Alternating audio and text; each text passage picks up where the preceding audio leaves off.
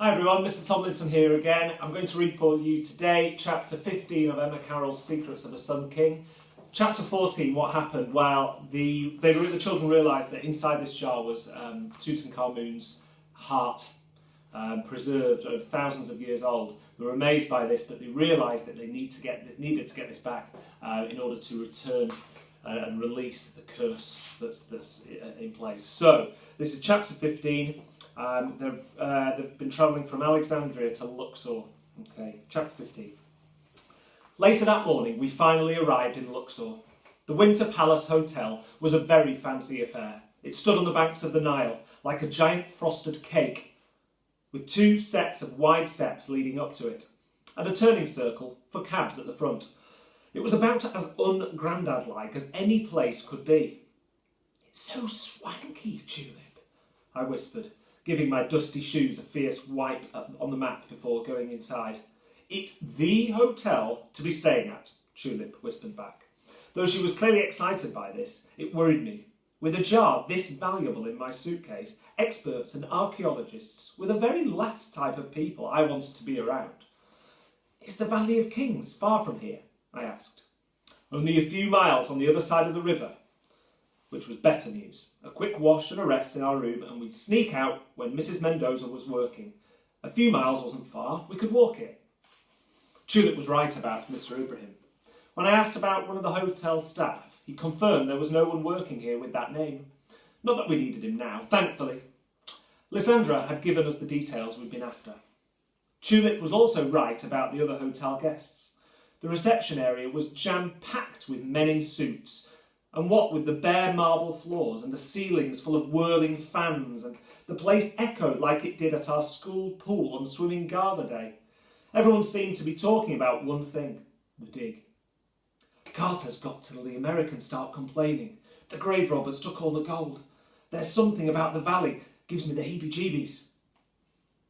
As Mrs. Mendoza fought her way to the reception desk, we waited with our luggage. It was hard not to be excited, but I was tired, which made everything seem loud and too bright. Poor Oz was also drooping badly, though Tulip had enough bounce for the three of us. "Thrilling, isn't it?" Her eyes were everywhere. "Can't see any women here, though." "There's one." I nodded at a young woman who was sitting alone at a table. She had fashionably bobbed hair, like Mrs. Mendoza's. Tulip gasped in delight. "Do you know who that is?" I shook my head. "That's Lady Evelyn." Tulip dropped her voice. "Lord Carnarvon's daughter. She's the one who had the canary." Even before the canary incident, I'd read about her in the newspapers. Like her father, she collected old treasures and wasn't afraid of getting her hands dirty if it meant finding good pieces.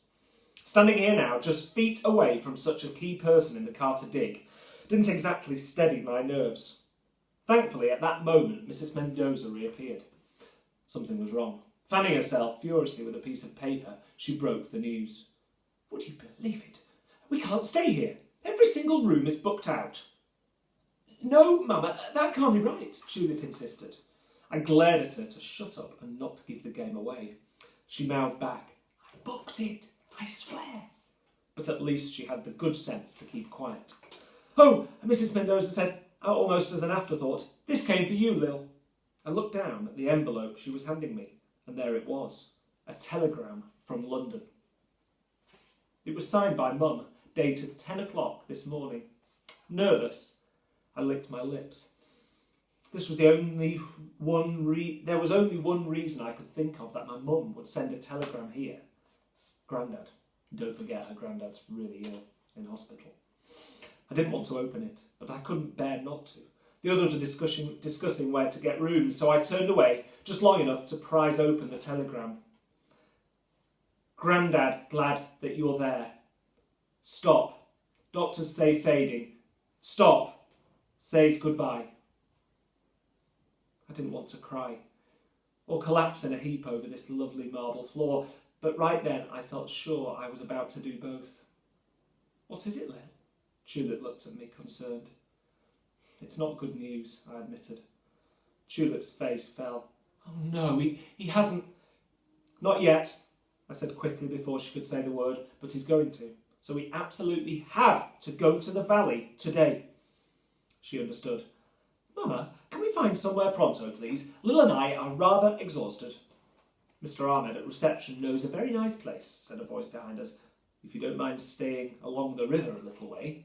We turned around. Whilst all the other men were in jackets, the one now addressing us was in short sleeves, his arms nut brown, his teeth large and white in his weathered face. I recognised him instantly, in one big, hot, cold rush. Howard Carter. Hello, Madeline, he boomed. It took me a moment to realise he was talking to Mrs. Mendoza. You don't have to tell me what brings you here. I felt my jaw drop. He knew Mrs. Mendoza. She stretched out her arm. Most people I'd seen her to do this to kissed her hand. Howard Carter shook it. You haven't enticed us all here for nothing, have you? She teased. You have actually found something out in the desert. Instinctively, I slipped my fingers through my suitcase handle. I didn't dare look at Tulip or Oz, nor could I believe their mother was on first-name terms with Howard Carter. Mr. Carter glanced over his shoulder, then leaned in. Oh yes, we found something, all right. Howard! Lady Evelyn was on her feet. An older man who'd just joined her came over to us, holding out his hand. I don't believe we've met, he said, greeting Mrs. Mendoza. Lord Carnarvon, a pleasure, I'm sure. I nudged Tulip. She nudged me back. Both of us stared at the small, slightly built man standing before us. His money was paying for the dig. His love of old artefacts had brought him all this way, which was funny because he didn't seem that excited. If anything, he looked completely exhausted. Papa, we don't need to speak to every reporter crossing our path, Lady Evelyn insisted, bringing a swift end to Lord Carnarvon's introduction before it had really got going. That new chap from the Washington Post hasn't even arrived yet, and he's already cabled here, pestering for an interview. Mrs. Mendoza's mouth hardened, just like Tulip's did when she was cross. True to his word, the editor's replacement was on his way. At least we'd got here first. The conversation quickly changed tack, as if news reporters were something of a sore point. Lord Carnarvon, whose gracious smile was a match for Mrs. Mendoza's, bid us farewell before disappearing off with his daughter. If you've nowhere else to stay, Madeline, the offer's there, Mr. Carter said, all jovial again. It's a short way down the river. Mr. Ahmed at reception will take you. The ferry took us back across the river. All the way, Mrs. Mendoza gushed to Mr. Ahmed about how grateful she was for him finding us somewhere to stay. And, Mr. Ahmed told us proudly, it's very close to the Valley of the Kings, see? He pointed inland, away from the lush green riverbanks to where the landscape turned dusty and bare. In amongst it was a house where the motor cars parked outside glinted in the sun. How do you reach it? I asked, trying to sound casual. Follow the path all the way past Castle Carter, Mr. Ahmed explained. On the main road, keep walking for 2, maybe 3 miles. Valley is left of the road. I took careful note of all this, but I had to ask, Castle Carter, is that the house's name? It's Mr. Carter's home, Mr. Ahmed said. See how close he lives to you where you'll be staying. How wonderful for you. He's keeping an eye on us, I muttered under my breath, as we lagged behind the grown-ups. That's why he recommended it. Then we'll keep an eye on him too, won't we? Tulip insisted. Which was exactly what the young man on the train had said. I also kept in mind Grandad's point about how Mr. Carter dazzled people like a sun king, yet not everyone was suspicious of him. It seemed he'd already cast his spell on Mr. Ahmed. On the other side of the river, we had to go along the bank, past fishermen and boat menders with stray dogs sniffing at our heels. We were walking for what felt like ages. It was awfully hot. On a day like this in London, we'd be sitting in the park, eating ices. Here the local men wore their galabia, I think that's how it's pronounced, the long shirt-like gowns with jackets over the top, jumpers and knitted waistcoats. A few had on hats and scarves. An Egyptian winter, Tulip said, lifting her hair off the back of her neck. Imagine what it's like in summer. We passed a boy, about our age, barefoot, with a huge woolly scarf around his throat. He was tending a pair of grumpy-looking camels. When he saw us, he beamed, and despite how grim I felt, I managed to smile back. Don't encourage him, Tulip warned. He'll think you want to buy his camels. Are the camels for sale, then? Oz asked. They could be for hire. I pointed to the squares of carpet on their humps. On top of each was a wooden rack.